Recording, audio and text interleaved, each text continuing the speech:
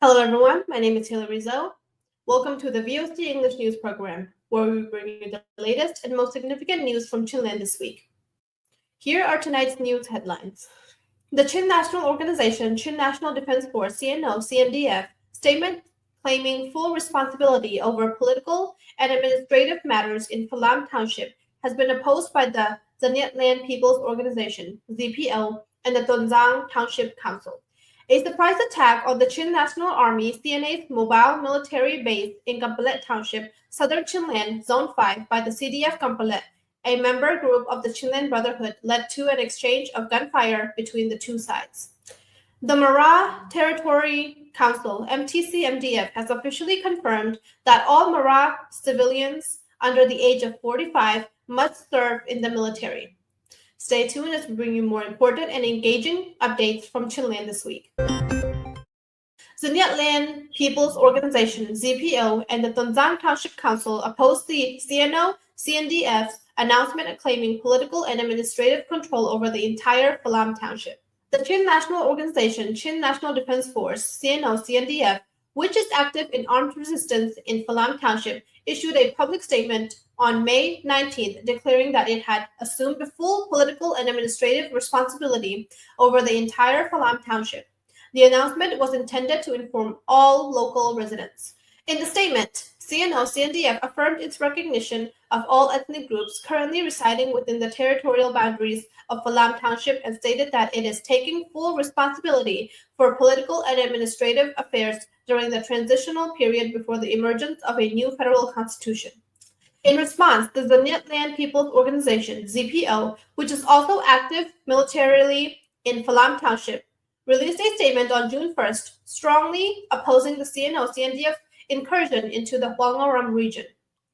ZPO stated that such actions undermine the coexistence of local ethnic communities and federal democratic principles. ZPO further argued that the CNO-CNDF's declaration represents an attempt to claim authority through the now defunct 2008 Constitution and that this move perpetuates a top-down governance structure over Huangoram, Zinyetram, and Ngongam communities.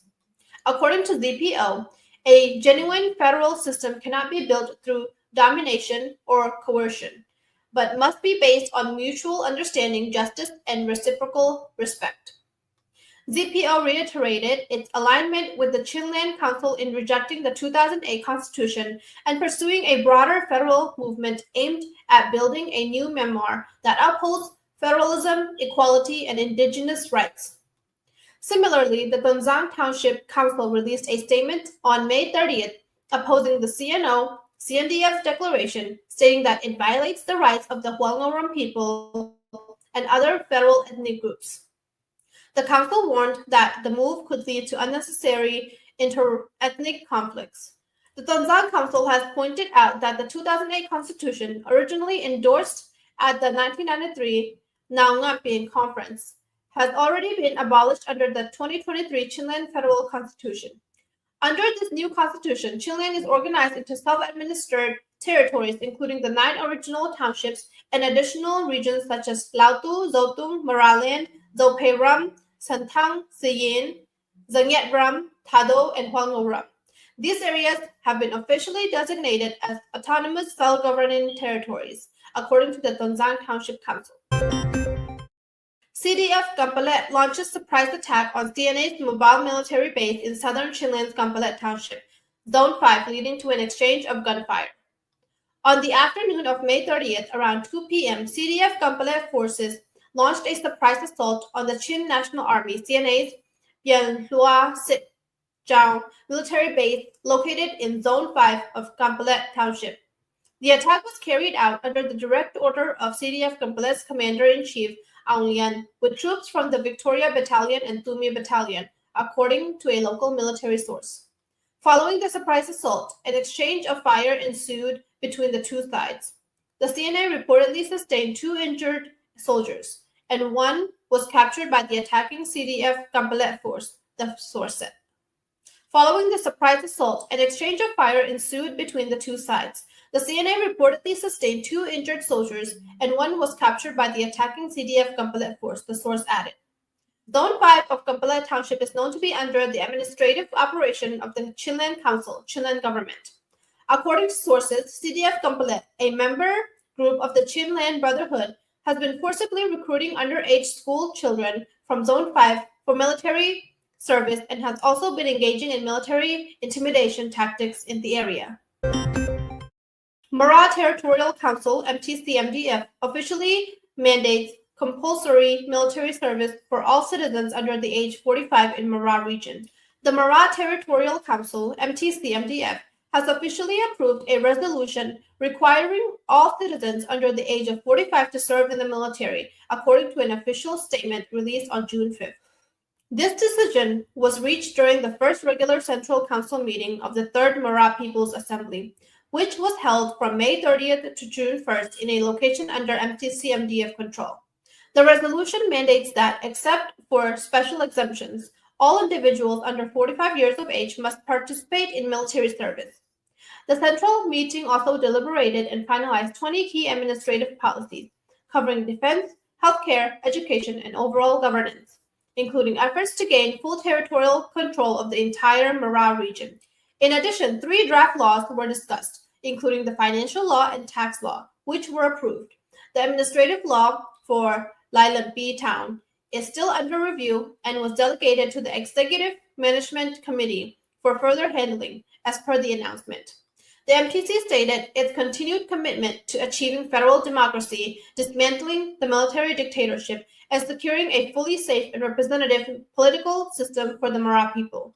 Currently, there are 2 major revolutionary forces in Chinland's Mara region, the Mara Territorial Council and Defense Force, MTC-MDF, and the Interim Mara Council and CDF Mara, IMC CDF Mara.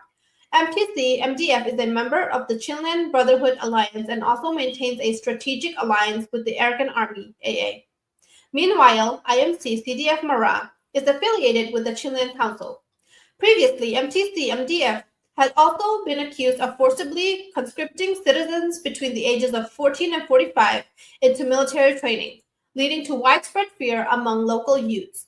Many reportedly fled the area in fear of forced conscription, according to an earlier IMC press release issued on April 7th this year.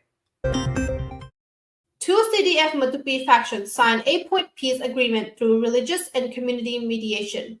The 2 Matupi-based Chin defense factions, Matupi Revolution Organization, MRO, CDF Matupi, formerly Battalion 1, and Chinland Defense Force Matupi Battalion 2, have reached an 8-point peace agreement following mediated talks led by religious leaders and community peace committees. According to sources, representatives from MRO, CDF Matupi, and CDF Matupi Battalion 2 held a tripartite meeting with the peace committee and local elders, culminating in the signing of the peace agreement on May 10th. The agreement includes mutual commitments such as refraining from armed clashes and retaliation, ensuring free movement of civilians without obstruction, excluding non-CDM, civil disobedience movement informants, allowing unimpeded civilian access to healthcare, education, religious, and administrative services, guaranteeing the right of civilians to return and reside freely in their villages or places of origin.